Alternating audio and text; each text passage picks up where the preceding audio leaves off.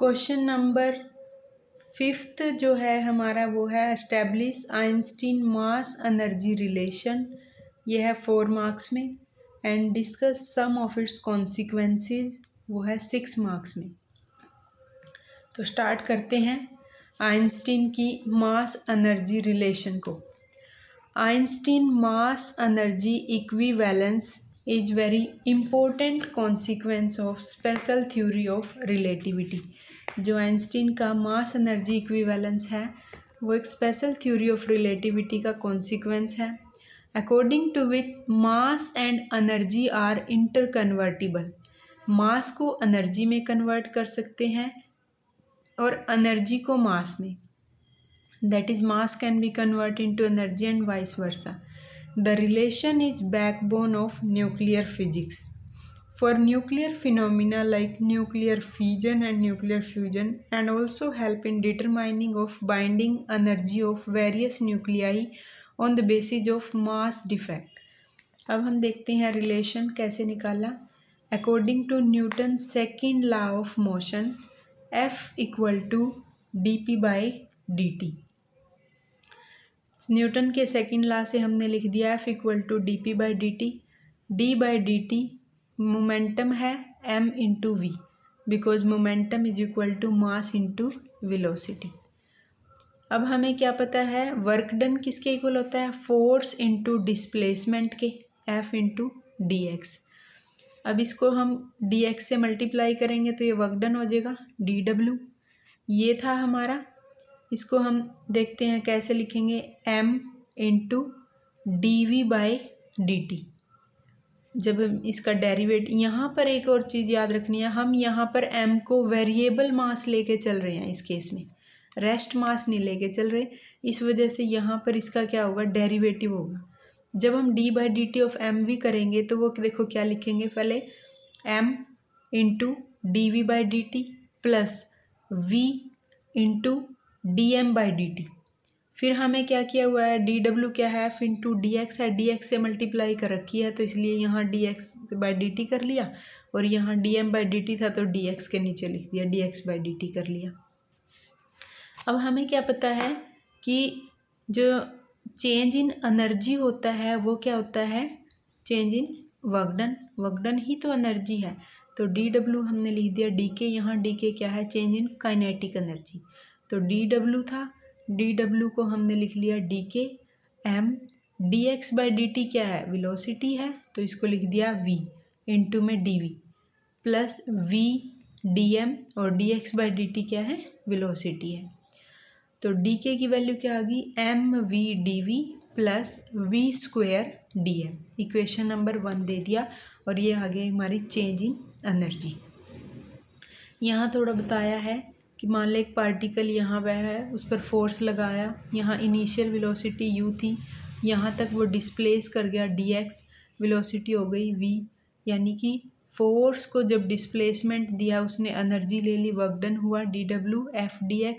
तो इसको dk के इक्वल काइनेटिक एनर्जी ही क्यों लिखी, क्योंकि मोशन में है, half mu square half mv square dw is equal to dk, क्योंकि चेंज इन एनर्जी है, फाइनल माइनस इनिशियल, तो dk equal to half mv square minus half mu square. तो दूसरा रिलेशन हमारा dk इज इक्वल टू वही है mv dv plus v square D m. यहाँ से थोड़ा सा पता लगा कि हमने किस तरीके से dw को dk लिख लिया।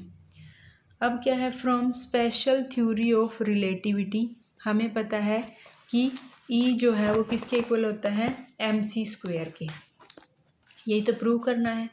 एक रिलेशन है पहले हम बताएंगे स्पेशल थ्योरी ऑफ रिलेटिविटी का एक रिलेशन है कि वो क्या है, m is equal to m naught by 1 minus v square by c square.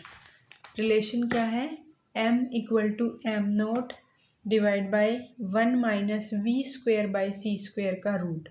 हमने स्क्वेयर कर लिया बोथ साइड, तो क्या आया, m स्क्वेयर, ये उधर चला गया, m naught square equal to m square, और 1 minus v square by c square, root cancel हो गया। सोल्व करेंगे, m square c square minus v square by c square equal to m naught square. M square c square minus m square v square is equal to m naught square c square.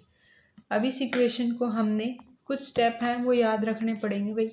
Differentiate कर दिया दोनों side.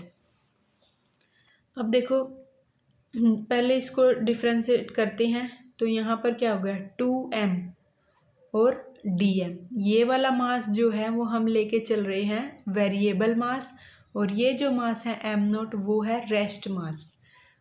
तो 2m dm into में क्या आएगा c square, फिर है minus, अब इसको करेंगे 2m dm v square plus m square as it is 2v dv। ये तो कांस्टेंट होता है ना, स्पीड ऑफ लाइट है, ये वेरिएबल है, तो 2v dv और इक्वल टू ये तो क्या थे दोनों ही कांस्टेंट हैं, तो इसका डिफ्रेंसिएशन क्या हो जाएगा 0।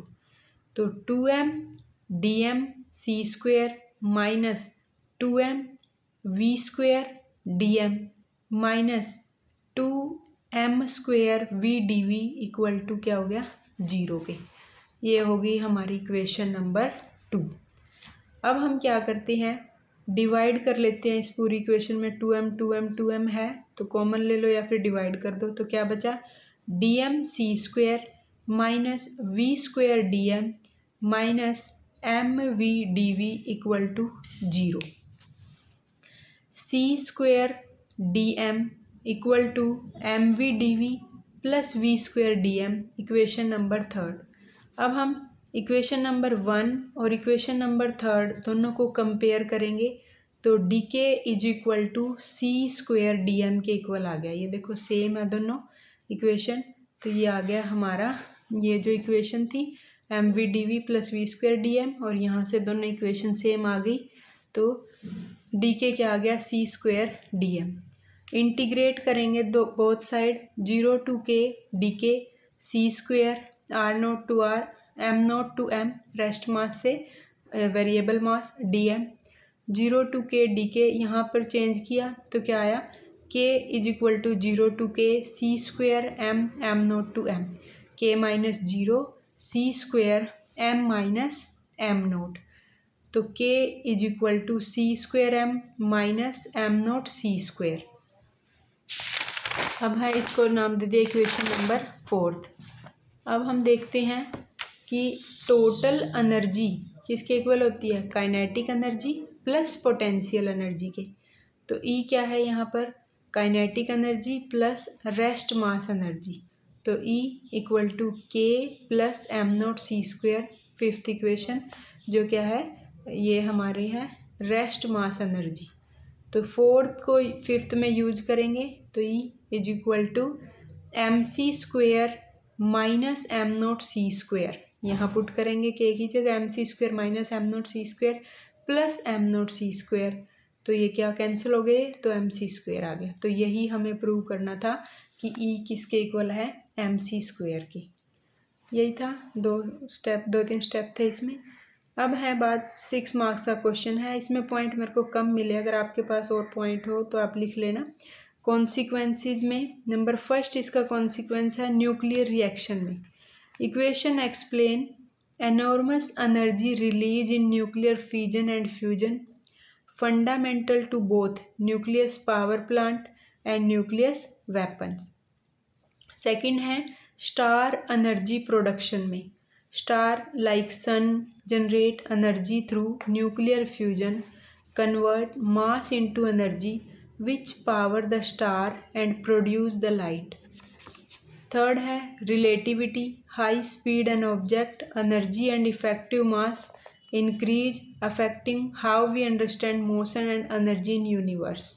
फिर है particle physics में equation is crucial in understanding particle interaction where energy can be converted into mass creating new particle. Fifth है cosmology में it help explain energy containing of universe including concept like dark energy। तो ये थे इसके consequence और ये हमारा complete question है, यही है देख लो आप कैसे लिखा होगा आपने। आइंस्टीन मास एनर्जी रिलेशन है और इसके कुछ कॉन्सिक्वेंसेज हैं हमारे पास। पहले हमें काइनेटिक एनर्जी निकालनी, फिर मास एनर्जी रिलेशन जो है थ्योरी ऑफ रिलेटिविटी का यूज किया, फिर डिवाइड कर दिया, फिर कंपेयर किया, यहाँ से दोनों को कंपेयर करके एनर्जी निकल गई, फिर उसके कुछ कॉन्सिक्वेंसेस लिख दिए। ये कंप्लीट क्वेश्चन है हमारा 10 मार्क्स का। Thank you.